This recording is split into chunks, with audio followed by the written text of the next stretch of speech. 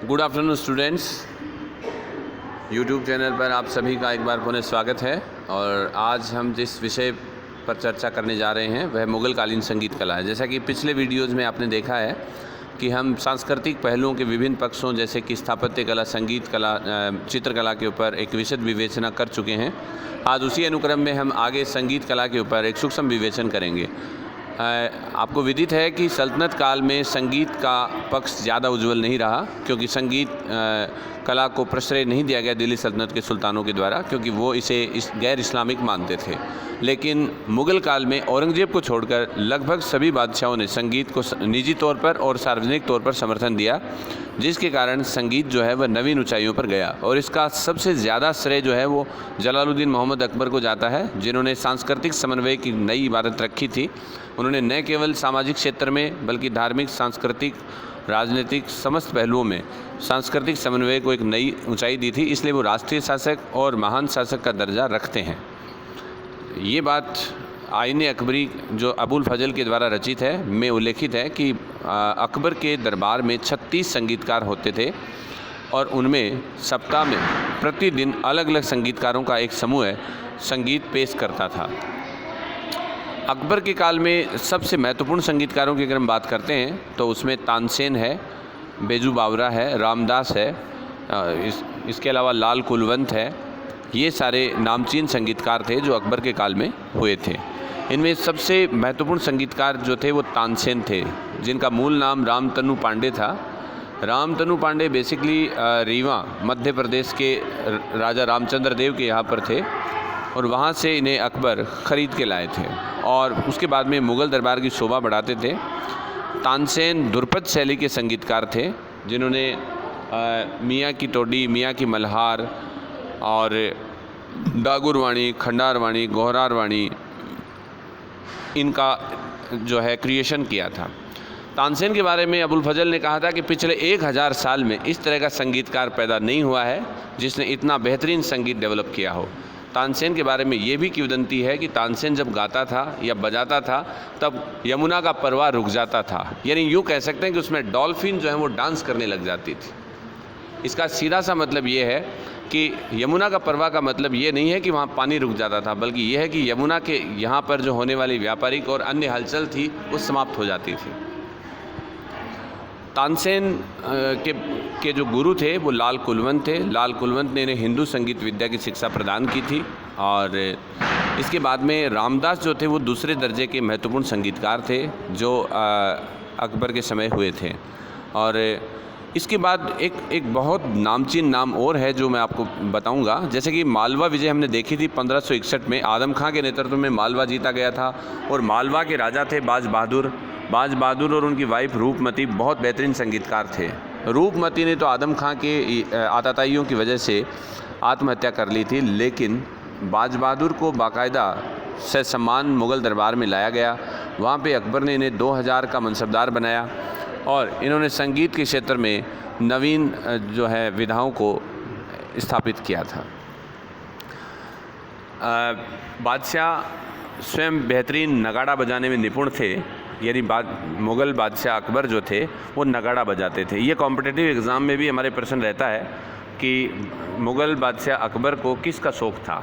तो वैसे बादशाह अनपढ़ थे, लेकिन फिर भी उन्हें नस्तालिक लिपि पसंद थी लेखन कला में। ठीक इसी प्रकार से उन्हें संगीत के क्षेत्र में नगाड़ा वाद्य यंत्र से बेहद प्रेम था। और आपने जोधा अकबर मूवी में भी देखा होगा कि अकबर जो है वो हाथियों के साथ में लड़ना और नगाड़ा बजाना जैसे कार्यों में निपुण थे।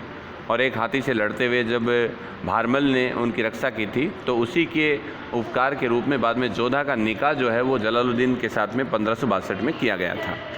खैर, तो इस तरीके से हम ये देख सकते हैं कि अकबर के समय न केवल संगीत जो है उसका विकास हुआ, बल्कि उसके उच्चतम सीमा की ओर ले जाने वाले समस्त आयाम भी स्थापित किए गए। अकबर के बाद में जहांगीर जो हैं उनके समय संगीत की प्रगति जो है वो अब्दुल रहीम खान खाना के द्वारा रचित कुछ कॉम्पोजिशंस हैं उसके आधार पर डेवलप हुई। तो वहीं जो है तानसेन के पुत्र ने भी संगीत को आगे बढ़ाया था। इसके अलावा हम बात करते हैं कि शाहजहाँ के समय जो तानसेन जो थे उनके जामाता या यूँ कह सकते हैं कि उनके बेटे के जो बिलास खां थे बिलास खां के दामाद जो थे वो लाल खां थे। लाल खां को गुण समुद्र की उपाधि दी थी, शाहजहाँ के द्वारा दी गई थी। इसके अलावा शाहजहाँ के समय एक पंडित जगन्नाथ हुआ करते थे। पंडित जगन्नाथ ने संस्कृत में रस गंगाधर और गंगा लहरी नामक संगीत की बेहतरीन रचनाओं का कंपोजिशन किया था। शाहजहाँ के बारे में एक चीज़ और भी है कि शाहजहाँ वो सूफ़ी नृत्य में निपुण थे और ऐसा चित्र भी हमें प्राप्त हुआ है आर्ट गैलरी फतेहपुर सीकरी से, जिसमें शाहजहाँ को सूफ़ी नृत्य करते हुए दिखाया गया है। तो अगर आपको पर्सनली ये पूछा जाता है कि किस बादशाह की सूफ़ी नृत्य में पारंगतता थी, तो इसका उत्तर आपका शाहजहाँ होगा। और तो एक बात और ध्यान रखेंगे आप कि जो हमारा म्यूजिक होता है या संगीत होता है उसमें 3 चीज़ें आती हैं, गाना, बजाना और नाचना। तो इसको आप ऐसे सोचेंगे कि शाहजहाँ तो नृत्य कर रहा है, आपने इसको संगीत में बता दिया है। तो मैं आपको ये बताना चाहूँगा कि संगीत में 3 विधाएँ होती हैं, गाना, बजाना और नाचना। तो इस तरीके से शाहजहाँ के समय भी संगीत जो है वो नवीन ऊंचाइयों पर था। उसके बाद में हम बात करते हैं औरंगज़ेब के समय। औरंगज़ेब चूँकि कट्टर धार्मिक व्यक्ति था और वह पूरी तरीके से सुन्नी परंपरा की मुस्लिम परंपराओं को निर्वहन करता था। उसका उद्देश्य दारुल हर्ब के स्थान पर दारुल इस्लामिक परंपराओं को स्थापित करना था। तो वह निजी तौर पर और सार्वजनिक तौर पर दोनों ही स्तर पे इस्लामिक नियमों को बड़ी कट्टरता के साथ में लागू करने का पक्षपाती रहा। इसके पीछे उसकी राजनीतिक महत्वाकांक्षाएं भी थी। चूँकि वह जिस पृष्ठभूमि में शासक बना था, तो वह उत्तराधिकार युद्ध में उलेमाओं का समर्थन लेकर जिस विधान से उसने सत्ता हस्तगत की थी, तो उसको नियमित रखना और उसको मेंटेन रखना उसकी एक मजबूरी भी रही थी। तो खैर बहरहाल जो भी हो, उसने जो कारनामे किए उसमें ये था कि जितनी भी गैर इस्लामिक परंपराएं, चाहे वो दरबार में हो, चाहे धरों का दर्शन हो, तुलादान हो, संगीत हो, या फिर मादक पदार्थों का सेवन हो, या विलासिता हो, या फिर अत्यधिक खर्चा हो, इन सब को उन्होंने रिड्यूस कर दिया था। और इसी क्रम में औरंगज़ेब जो थे उन्होंने संगीत को भी नष्ट करने के लिए आदेश दिया कि संगीत को जो है, चूँकि इसमें वाद्य यंत्रों की इजाज़त नहीं है, और संगीत को इतना गहरा दफन कर दो कि वह अपनी कब्र से फिर कभी बाहर नहीं निकल पाए। जब उसके सामने विरोध वसीभूत जो जनाजा निकाल रहे थे संगीत प्रेमी, तो उनको उन्होंने कहा कि इसको इतना नीचे, इसको इतना कब्र में इतना गहरा दफन करो कि वापस बाहर नहीं निकल पाए। ये औरंगज़ेब का वो एक इंडिकेशन था जो संगीत के प्रति उनकी प्रतिबद्धता में कमी हुई। हालांकि ये भी एक तथ्य है कि मान कुतूहल नामक ग्रंथ का फ़ारसी में राग दर्पण के नाम से अनुवाद भी औरंगज़ेब के समय हुआ था, और सबसे ज़्यादा संगीत की पुस्तकें भी औरंगज़ेब के समय लिखी गई। न केवल संगीत की बल्कि अन्य लिटरेचर भी औरंगज़ेब के समय ज़्यादा लिखा गया था। एक बात और है कि हिंदू मनसबदारों की सबसे ज़्यादा संख्या भी औरंगज़ेब के समय थी, और सबसे ज़्यादा राजपूतों के साथ में जो कमिटेड रिलेशनशिप थी वो भी औरंगज़ेब के समय थी। लेकिन बावजूद इसके कि औरंगज़ेब की कुछ कट्टरता की जो बातें थी, उनकी वजह से औरंगज़ेब निजी जीवन में बेहद उच्च कोटि के चरित्रवान होने, केवल एक पत्नी के प्रति समर्पित होने, शराब को कभी न छूने तक के बावजूद भी अलोकप्रियता की ऊंचाइयों पर चले गए थे। बहरहाल हम बात करते हैं आगे मुग़ल कालीन संगीत के बारे में। एक लास्ट पॉइंट जो मैं आपको बताना चाहूँगा वो उत्तर मुग़ल कालीन है। मोहम्मद शाह रंगीला, जिनका समय 1720 से लेकर 1749 तक है, एक बेहतरीन संगीतकार, शासक रहे, संगीत प्रेमी रहे, संगीत विद्या में निपुण थे। सदारंग, अदारंग और नेमत खान इनके बेहतरीन संगीतकार थे, और मुग़ल कालीन संगीत का स्वर्ण युग जो था वो मोहम्मद शाह रंगीला का समय था, और इसी कारण इन्हें रंगीले बादशाह के नाम से जाना गया था। जिस समय 1739 में नादिर शाह ने आक्रमण किया था, उस समय भी जो मोहम्मद शाह रंगीला थे वो संगीत में लीन थे, और उन्हें कोई इत्तेफाक नहीं था इस तरीके के ख़तरे से।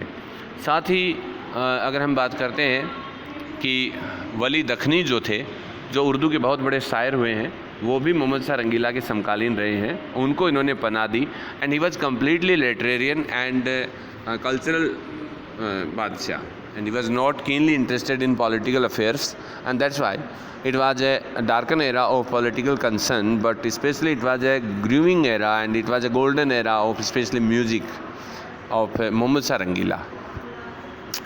So I think it's sufficient dose for you today onwards, and इंशाअल्लाह सबको आप खैरियत से रहें और नेकी से रहें और अच्छा करें, और सभी को नवरात्राओं की शुभकामनाएं। और अगले वीडियो में हम अगले पक्ष जो मुग़ल कालीन साहित्यिक पक्ष है उसको लेकर उपस्थित होंगे। तब तक के लिए खुदा हाफिज़, अल्लाह हाफिज़, नमस्कार, आदाब।